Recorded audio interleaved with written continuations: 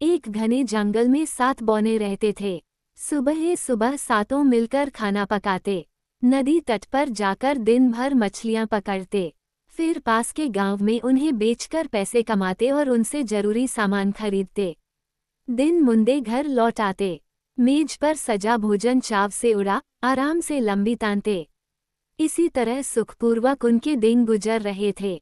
एक दिन बौने नदी तट पर पहुंचे तो उन्हें किनारे पर मोतियों और सलमा सितारों से जड़ी सुर्ख लाल रंग की सुंदर मखमली नाव दिखाई दी। नौक को देखकर बौनों की बाँछें खिल गईं। उन्हें लगा इस नाव की सहायता से नदी की बीच धारा में जाकर वे ज्यादा मछलियां पकड़ सकेंगे और अपनी जरूरत के सामान खरीदेंगे। सब कूदकर नौक पर चढ़ गए और उसे पानी में धकेल दिया। उस दिन बौनों को इतनी मछलियां मिली जिसका कोई ठिकाना न था। पूरी नौक मछलियों से लद गई।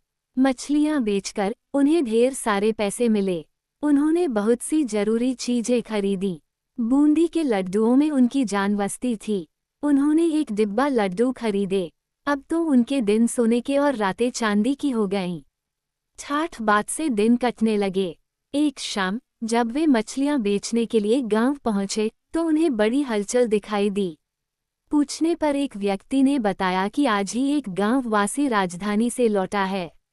महाराज की तबीयत खराब होने से वहां सब परेशान हैं।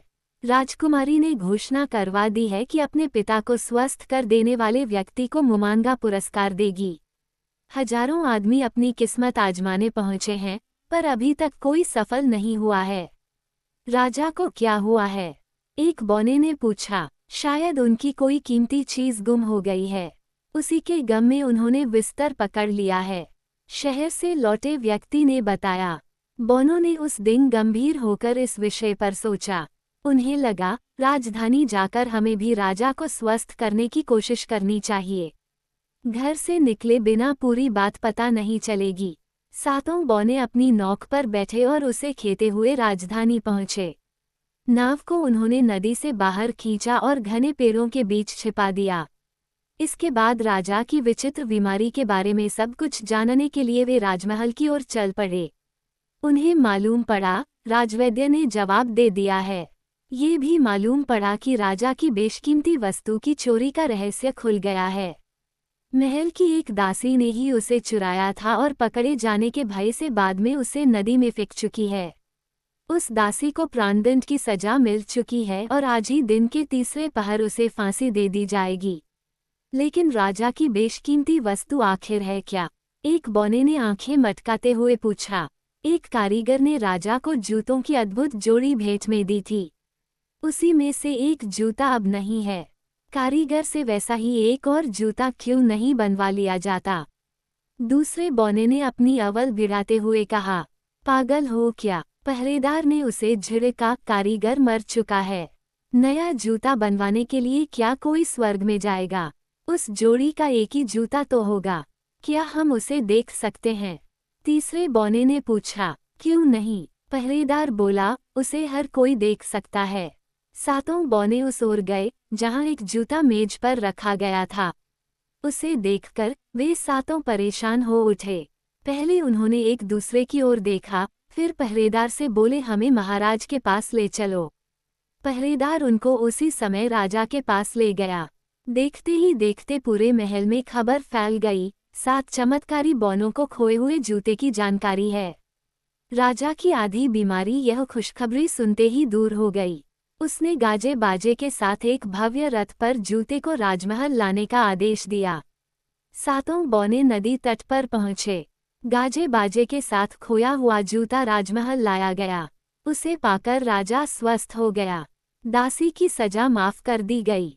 दासी ने बौनों से कहा, आप सातों मेरे लिए भगवान हैं।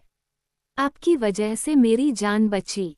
लेकिन राजकुमारी तनिक घबरा गई। उसने सोचा, मनचाहे पुरस्कार में कहीं ये लोग उससे शादी की बात तो नहीं कहेंगे। पर राजकुमारी की सारी चिंता मिट गई जब बौनों ने विनयपूर्वक कहा, राखी के त्योहार पर हमारी कलाई सुनी रह जाती है। हमें राखी बांधकर क्या तुम हमारी दुलारी बहन बनोगी? क्यों नहीं प्यारे भाइयों? राजकुमारी खुशी से झूम उठी। तुरंत रोली और राखी मंगाकर उसने सातों भाइयों के माथों पर तिलक किया, कलाइयों पर राखी बांधी। बदले में बौनों ने उसे जंगल की दुर्लभ वस्तुएं भेंट की। राजा ने भी बौनों को कीमती उपहारों से लाद दिया। राजकुमारी ने कहा, मैं हर साल रक्षाबंधन पर तुम लोगों को राखी बांधने आया करूंगी। बौनों ने एक दूसरे की तरफ देखा। फिर बड़े भाई ने सबकी तरफ से अपनी बात कही, हमें बिना मांगे सब कुछ यहाँ मिल गया है। अब एक चीज हम मुंह खोलकर मांगना चाहते हैं। जरूर जरूर, जो भी चाहो मांग लो। महाराज ने मुस्कुराकर कहा, लकड़ी की एक मामूली नोक। आप ही सोचिए, अब हम ज्यादा मछलियां कैसे पकड़ा करेंगे। हमारी इतने काम की नाव तो आपके महल में सजा दी गई है। बौनों ने मुंह फुलाकर कहा। ये सुनकर सब लोग जोर से हंस पड़े। नई नौक लाई गई, उस पर सारे उपहार लादकर सातों बौने हंसी खुशी अपने घर चल पड़े।